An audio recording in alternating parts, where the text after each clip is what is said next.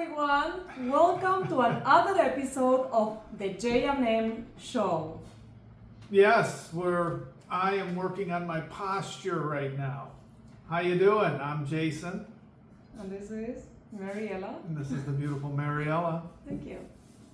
And today we are going to continue diving into the personality traits. We talked about the 16 personalities that come website, and that's how this journey and show started, discovering ourselves and who we are, and based our actions, according to our personality traits.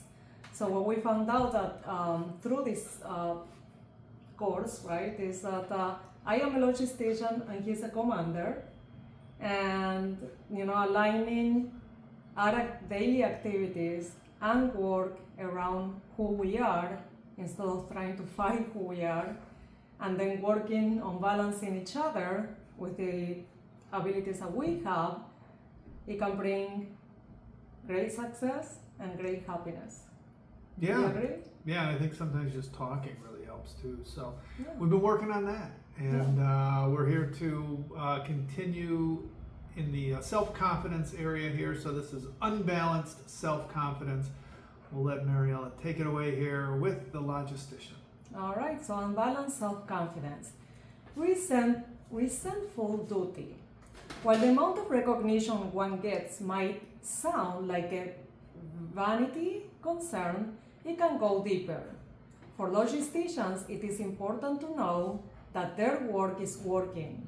Without some expression of appreciation, people can forget they belong or have a purpose.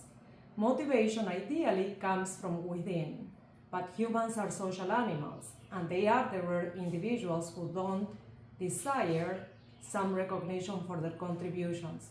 And they are the rare individuals who don't desire some recognition for their contributions. Logisticians need to know that their hard work is appreciated.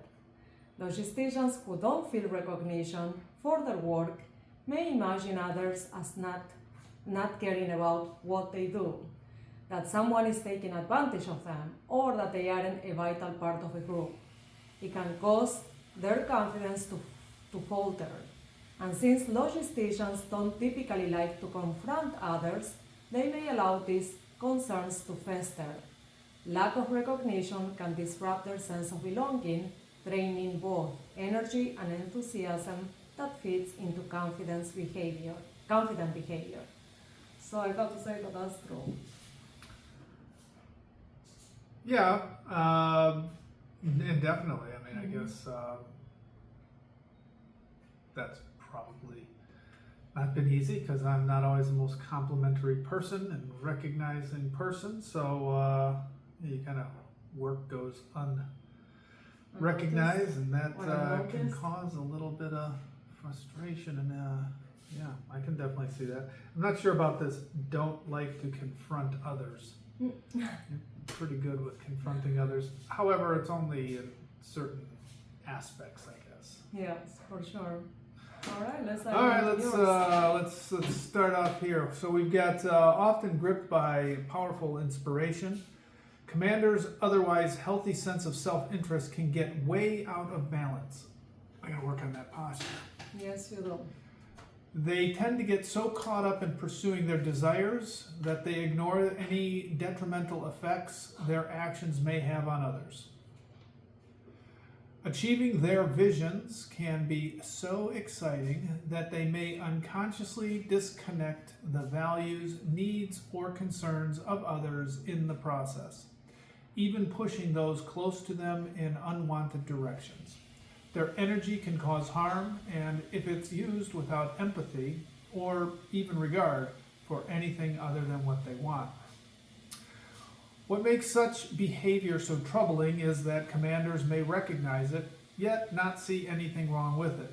Unbalanced self-confidence can gain frightening momentum, and when they think they're right, they can seem to trample others, not seeing any reason to compromise their perspective for something they see as inferior. They may simply wave away responsibility for collateral damage either under the flag of serving a higher cause or simply because the rest of the world isn't strong or smart enough to handle them. We were just talking a little bit about that or touching that area, and I see it, it has happened in our life, I would say. Yeah, no, we were just talking about it, and it was interesting because that I don't know, it was actually kind of it was definitely a misplaced self-confidence, going down that rabbit hole. And really we talked about how I was beginning to isolate myself more and more, focus more on getting the task done at hand, thinking that I was going to solve it, I was going to work harder, I was going to do it, I was going to make it happen. And it ended up leading to more and more isolation. Disregarding other people's feelings, or yeah, and it's funny. It wasn't like a conscious thing to disregard anybody's That's what he feelings. says. Yeah, it's just crazy, you're so focused on making this thing happen, and thinking that you can do it all by yourself. Yeah. And I will, just share that over the last almost 30 days now, we've really been going through this and some other stuff. A lot of big changes over here, and the farther I get away from that end of that deep dark tunnel, the more and more I'm able to see it, the more and more is being revealed. So it's really it's pretty interesting. Rewarding. Oh, definitely rewarding, and there's a lot of growth coming from it too. So that's right. So artificially proving importance. Proving or proving? Proving, right? Proving. Artificially proving importance. Okay. So the first is proving one's importance. Pushing one's reputation by inflating one's importance can take a wrong turn if it feels forced and care is not taken to soften it. As an exaggerated example, think of the stereotypical TV sitcom version of the bureaucrat behind the counter at the DMV, who won't cut the customer a break under any circumstances, nor will they even take the time to hear them out. The hidden message is, see, I am important enough to belong here. On TV, they exaggerate situations for laughs. Milder, more realistic versions might seep into the everyday life of some logisticians if they aren't getting the recognition they deserve. The second is passive-aggressive behavior. That is striking out at others by not doing something as an alternative to a direct assault. The person who typically makes a beautiful breakfast every day suddenly presents undercooked eggs with blackened toast. The hidden message: now you will pay attention when I do it well. And the cook may not even do it consciously. People will usually find a way to feel valued, even if they have to do so in maladaptive ways.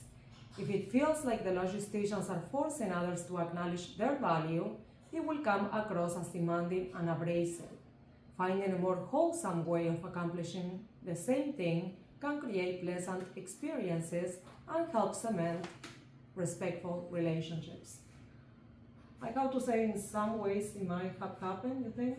But no, I know. Yeah, it has happened. No, what I was thinking of is, kind of over the last couple of years, you basically just taking care of yourself, cleaning up after yourself, just looking after your own things, not doing anybody else's stuff. Yeah. I'll just do my stuff. I'm not going to do anybody else's. I'm not going to do any other work around here, but just take care of my stuff and do my stuff. Yeah. I don't need to clean up after you or anybody do anything else. It's just you kind of have isolated. If you think about it, you've isolated to just your things, and I just take care of my things. You guys don't want to appreciate me? Well, I just won't do anything else. That's true, and that I think that made a huge impact on you and the way you saw it too. I mean, you got a little bit upset and hurt, and then you wouldn't talk about it, but we would argue a lot. Yeah. And then once we dug deeper into all of this and our personality traits, now he feels, yeah, I probably I wasn't Well, showing Well, you appreciation. I would say, not even digging deeper, like literally reading this now and thinking about that. I mean, it's not just on me. It's also, I think, for you to take some responsibility and say, Oh, yeah, of exactly. course. I did that. I just decided. I just I said that. know. Yeah, I did that. I Yeah, I agree mean, now, 100%. kind of looking at it and going, boy, if you just maybe show a little bit more appreciation, and not just me, we've got a whole family, so it's probably everyone, so you kind of don't necessarily expect too much appreciation from your children all the time. They are kids, they're in their own world, but apparently all of us are in our own world, so getting to understand each other is helping. No, sometimes, I mean, I have to say that, within, again, while, doing this, we have become more aware of, our actions and being more intentional about Well, what we do. definitely. And I think just especially over the last month, just taking time, everything we do this now every day is taking time in the morning to have a conversation. 20 minutes, 15 minutes, sometimes it's a half an hour. But having conversation is Crucial now important for us, yeah. So we're not just talking at each other, passing by, that kind of thing. We're actually having conversations. So that's good. All right, let me get here. We got a couple of minutes left. Yes. The frustration of failure. There's that posture again, huh? Sorry for the squeaky chair, too. To put it simply, commanders have demanding expectations that are hard to meet. Self-confidence includes chasing ambitious hopes, but when failure dashes their hopes, their cutting nature turns inward, and their energy suffers. Let me tell you what. This is especially common when externally recognized benchmarks such as academic accomplishments or professional or social statuses are at stake. When these types put too much pressure on themselves to win, any failures can drain the enjoyment from what should be happy pursuits. Of course, in life, failures are inevitable and common, which poses a challenge for the personality type whose ethos is striving to be the best. When commanders tie their energy to mistaken assumptions of complete success, anything less can damage their self-confidence, even if such stumbles aren't their fault. Frustration and blame are common traps that these types fall into when they feel that they failed, and they may even act out in anger as a result. That's completely true, 100%. As I went down the hole of failure, trying to force my way out, I was just like exhausted. I couldn't focus. I struggled with everything. I struggled to stay awake during the day. I had to take naps, multiple naps in a day. And not only that, remember we talked about this, and they maybe even act, but out in anger as a result. Yeah. And he became very angry, and Yeah, even just, not physically angry or anything like that, but like just kind of angry and a little bit bitter, and wasn't finding a lot of joy in much things. And then that's just a circle, right? It's like a self-inflicting wound, or like it's a circle of negativity, and it just gets worse and worse. This break was good, and like I said, the more we're doing our new venture here, the more and more energy I'm having, and really feeling, and even vibrant, and when I'm out and about, I find people myself, are noticing. I'm less slunched over. So that's actually about the time we have here. Yes. So that was really good. So these guys, people say out there, you need a counselor. We treat this as a counseling session. We talk about it, we talk about it with you guys, openly here, but more importantly, also we take the time in the morning to, talk about it and really set the day, to a good start. So we will encourage and I'll just say this: it's been amazing over just the last month. We've always had a very good family, very well-oiled unit here working together. It wasn't going so well lately, and just in the last 3 to 4 weeks, it has completely changed around here just because we started talking and started down this path. So it was awesome. All right. Yes. Well, thank you so much, guys, for watching, and we encourage you to watch those videos. Leave your comments in the box below, and until next time, signing off. See you later.